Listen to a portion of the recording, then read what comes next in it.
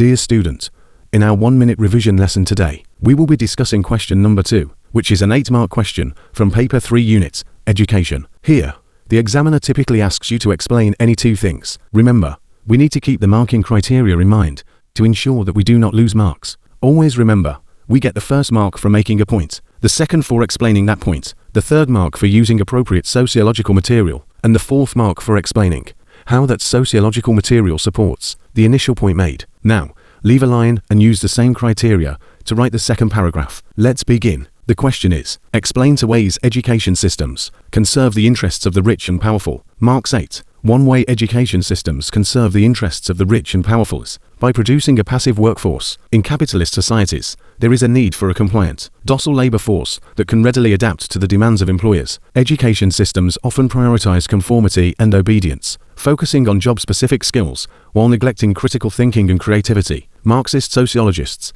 such as Bowles and Gintis, argue that education serves as a tool for social reproduction, perpetuating class divisions. Their concept of the correspondence principle suggests that the hierarchical organization of schools mirrors that of the workplace, preparing students to accept their future roles in the capitalist economy. This ensures that the rich and powerful can maintain control over the labor force. Another way in which education systems serve the interests of the rich and powerful is by promoting the belief that success is determined by individual merit rather than structural inequalities. Bowles and Gintis argue that education functions as an ideological apparatus, reinforcing the idea that rewards are based on personal abilities and hard work. This narrative obscures the impact of social background, privilege, and unequal access to resources. Through standardized testing and grading systems, students are ranked and compared, with their success or failure attributed solely to their individual efforts. This reinforces social stratification, as those who achieve success are seen as deserving, while those who struggle are blamed for their lack of ability, diverting attention away from systemic inequalities. I hope this was helpful. Thank you.